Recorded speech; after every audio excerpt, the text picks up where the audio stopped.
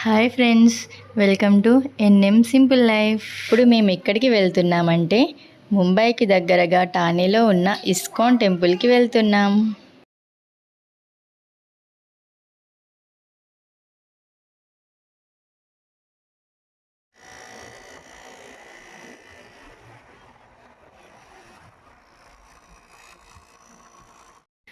మేముండే దగ్గర నుండి స్టార్ట్ అయ్యి 30 మినిట్స్ జర్నీ తర్వాత అయితే టెంపుల్కి రీచ్ అయిపోయాం.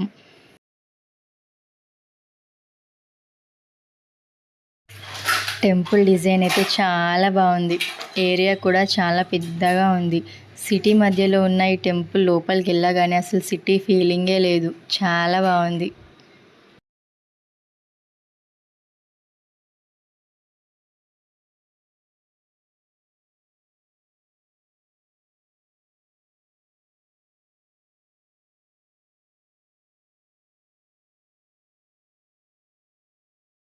రాధాకృష్ణ దర్శనం కోసమైతే ఫ్లూట్, దీపం, ఫ్లవర్స్ లాంటివి భక్తితో అర్పించడానికి ఇక్కడ చాలా బ్యూటిఫుల్గా అరేంజ్ చేసి అమ్ముతున్నారు.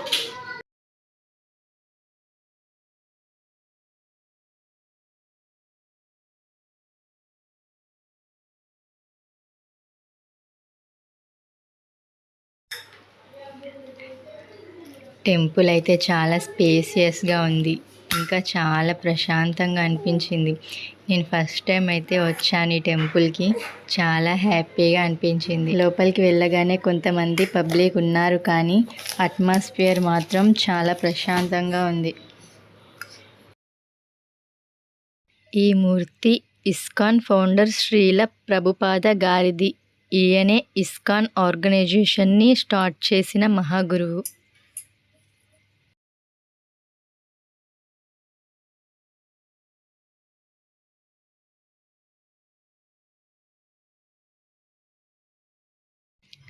ఫైనల్లీ మాకైతే శ్రీ శ్రీ రాధాకృష్ణ దర్శనం చాలా ఫ్రీగా ప్రశాంతంగా జరిగింది. దర్శనం చేసుకోగానే చాలా పాజిటివ్ వైబ్ అనిపించింది.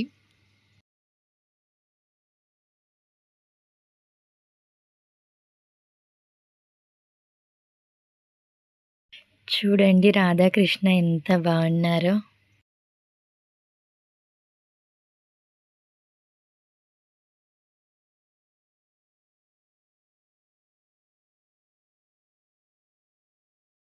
ఈ టెంపుల్ లోపల డిజైన్ కూడా చాలా బాగుంది.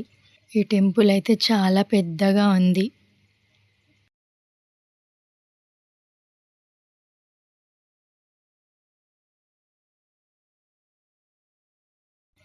సిటీ మధ్యలో ఉన్నట్టయితే అస్సలు లేదు. చాలా ప్రశాంతంగా ఉంది. చాలా హ్యాపీ. టెంపుల్ చుట్టూ గోడల పైన మొత్తం శ్రీకృష్ణ జీవిత కథని చాలా అందంగా డిజైన్ చేశారు. కృష్ణుడు పుట్టినప్పటి నుంచి ఆయన జీవితంలో జరిగిన ప్రతిదీ లోపల చాలా అందంగా డిజైన్ చేశారు.